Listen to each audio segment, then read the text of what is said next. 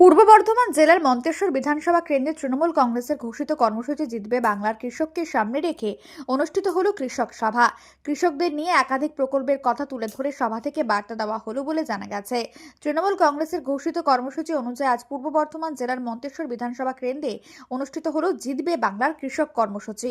মন্তেশ্বর পঞ্চায়েত সমিতির সভাপতি আহমেদ হোসেন শেখের নেতৃত্বে দেনুর গ্রাম পঞ্চায়েতের মৌসা হাটতলা এবং মন্তেশ্বর পঞ্চায়েতের মন্তেশ্বর নিম্ন বুনিয়াদী বিদ্যালয়ের প্রাঙ্গণে পৃথকভাবে এই সভার আয়োজন করা হয়। আজকে আমাদের দলের যে কর্মসূচি জিতবে এবার কৃষক, এই কর্মসূচিটা আমাদের 13টা পঞ্চায়েতে চলছে, কাল থেকে চলছে। আজকে আমাদের জেনুর গ্রাম পঞ্চায়েত এবং আজকে আমাদের মন্তেশ্বর গ্রাম পঞ্চায়েত এলাকায় আমরা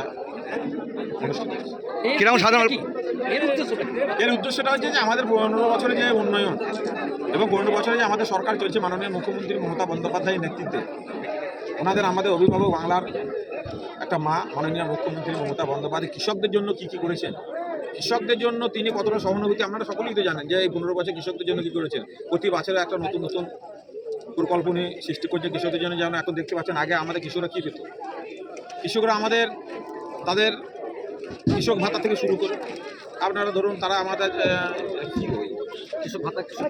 কৃষক বন্ধু যেগুলো আমরা পেতাম, যাদের জমি জায়গা ছিল তারা পেত। আজকে দেখুন ভূমিহীন কৃষক যারা শ্রমিকজীবী সমস্ত মানুষ, হাজার হাজার মানুষ লাইন দিয়ে ফর্ম ফিল আপ করেছে।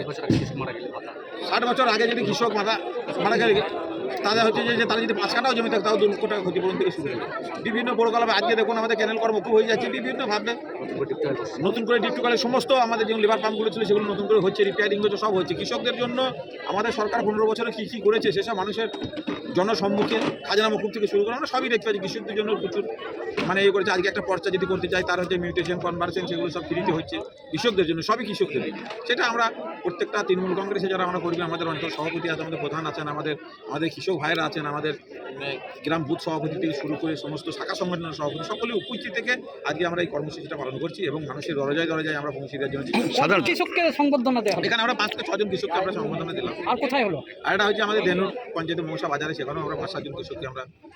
কেমন সাড়া পেলেন এখন সাধারণ মানুষের সরাসরি আমরা দেখতে পাচ্ছেন। আমরা তো মনে করছি শুধু কৃষকদের মানুষের আবেগ, তৃণমূল কংগ্রেসের আবেগ, এটা মানুষের যে জনসমর্থন আমরা দেখতে পাচ্ছেন প্রত্যেকটা জায়গায়। আমরা সংবাদ আমরা বললে তো আমাদের লোক আমরা বলবো, কিন্তু আপনারা দেখুন আমরা যদি 500 রেখেছি, হাজার হাজার মানুষ আমাদের এখানে। এর উদ্দেশ্য সভায় এলাকার কৃষকদের মঞ্চে ডেকে উত্তরীয় পরিয়ে সংবর্ধনা জানানো হয়। সভায় বক্তব্য রাখতে গিয়ে পঞ্চায়েত সমিতির সভাপতি আহমেদ হোসেন শেখ বলেন, গত 15 বছরে রাজ্য সরকার কৃষকদের জন্য একাধিক প্রকল্প চালু করেছে। কৃষক বন্ধু, কৃষক সম্মান নিধি, কৃষি দফতরের পক্ষ থেকে ক্ষুদ্র চাষীদের কৃষি যন্ত্রাংশ প্রদান সহ নানান সুযোগ সুবিধা দেওয়া হয়েছে। তিনি আরও বলেন, বিভিন্ন প্রকল্প চলার মধ্যেই মাননীয় মুখ্যমন্ত্রী আবারও জিতবে বাংলার কৃষক কর্মসূচির মাধ্যমে কৃষকদের পাশে থাকার বার্তা দিয়েছেন।